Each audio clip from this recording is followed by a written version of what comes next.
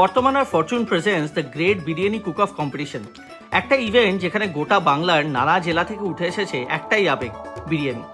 কলকাতার প্রিলিমিনারি রাউন্ডটা হচ্ছিল গঙ্গার বুকে ফ্লোটেলে। গত রবিবার দুপুর 12টা নাগাদ কাজরিয়ার আমি পৌঁছে গেছিলাম। চারিদিকে শুধু রান্নার গন্ধ আর প্রতিযোগীদের উত্তেজনা। প্রচুর কন্টেস্ট্যান্ট এখানে অংশ নিয়েছিলেন, প্রত্যেকেই কিন্তু নিজের স্টাইলে নিজের গল্প নিয়ে বানাচ্ছিলেন বিরিয়ানি। কোথাও ঘরোয়া টাচ, আবার কোথাও একদম ইউনিক রেসিপি।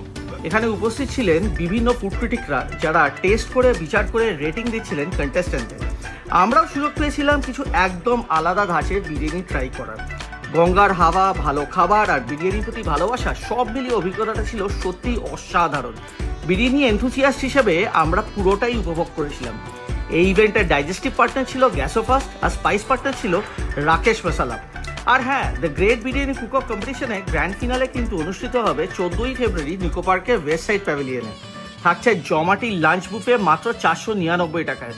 আমরা তো থাকছি, আপনারাও চলে আসুন, কারণ বিরিয়ানি উৎসব আর মিস করা যায় নাকি।